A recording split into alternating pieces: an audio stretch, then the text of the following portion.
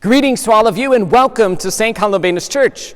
My name is Father Matt O'Donnell and I'm blessed to serve as the pastor of this amazing community. And today I welcome you here into our sanctuary. We find ourselves in the midst of this Holy Week, this time that we as Christians believe to be the most sacred of times in the year. It's a moment that allows us to really enter into the great mystery of Jesus' life, his suffering, his death, and his resurrection. Today, as we celebrate Holy Thursday, we enter into the Triduum, these three most sacred days that really draw us into the mystery of Jesus' suffering and death and ultimately his resurrection. That these 3 days are an opportunity for us to sit and reflect on this great mystery of love that is at work in our life and in the life of the world. And I know this year our Holy Week is different, our Triduum experience is different. We're not in our church home, we're not here in the sanctuary of St. Columbanus, we're not in our parish homes, but it's still Holy Week. And these days are still opportunities for each of us to grow in our relationship with Jesus, to strengthen ourselves as followers of Jesus living in our world today. And so I want to read to you the gospel that's proclaimed as we celebrate Holy Thursday. A reading from the Holy Gospel according to John. Before the feast of the Passover, Jesus knew that his hour had come to pass from this world to the Father. He loved his own in the world, and he loved them to the end. The devil had already induced Judas, son of Simon the Iscariot, to hand him over. So during supper, fully aware that the Father had put everything into his power, and that he had come from God and was returning to God, he rose from supper and took off his outer garments. He took a towel and tied it around his waist. Then he poured water into a basin and began to wash the disciples' feet and dry them with the towel around his waist. He came to Simon Peter, who said to him, "Master, are you going to wash my feet?" Jesus answered and said to him, "What I am doing, you do not understand now, but you will understand later." Peter said to him, "You will never wash my feet." Jesus answered him, "Unless I wash you, you will have no inheritance with me." Simon Peter said to him, "Master, then not only my feet, but my hands and head as well." Jesus said to him, "Whoever has bathed has no need except to have his feet washed, for he is clean all over. So you are clean, but not all." For he knew who would betray him. For this reason he said, "Not all of you are clean." So when he had washed their feet and put his garments back on and reclined at table again, he said to them, "Do you realize what I have done for you? You call me teacher and master, and rightly so, for indeed I am. If I therefore, the master and teacher, have washed your feet, you ought to wash one another's feet. I have given you a model to follow, so that as I have done for you, you should also do." The Gospel of the Lord. I think this word that we receive from the 13th chapter of the Gospel of John is a powerful word for us to be reflecting on as we begin this celebration of the Triduum. As we really immerse ourselves in this Holy Week, this scripture that John offers us gives us a powerful word, a powerful testimony, a powerful witness for how you and I are called to be living our lives as disciples and followers of Jesus in our world today. In the Synoptic Gospels, the Gospels of Matthew, Mark, and Luke, we hear what's called the institution narrative, the story of Jesus taking bread and breaking it as he was at table with his disciples. Then on this Holy Thursday, we celebrate the gift of the Eucharist, the gift of the church. But John offers us a related but different perspective on this action of Jesus, that Jesus washes the feet of his disciples. On Holy Thursday, it's probably one of the most known and powerful moments in the liturgy.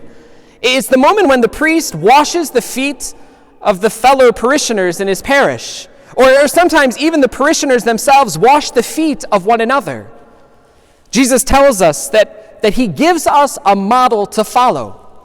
It's on Holy Thursday that we remember that, we commemorate that in the liturgy.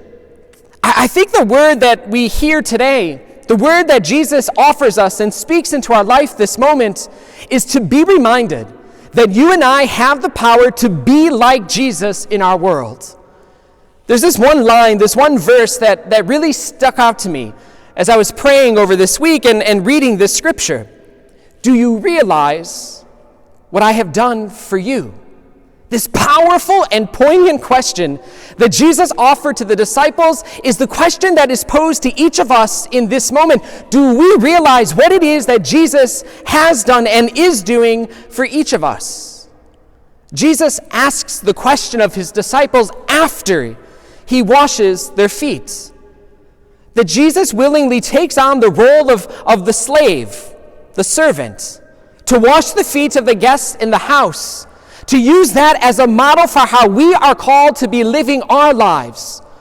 That if we want to really be authentic followers of Jesus in our world, we have to be the willing ones who are willing each and every day to surrender ourselves, to allow ourselves to be lessened so that God can become great within us, so that God can use us and our actions to transform and change the world around us.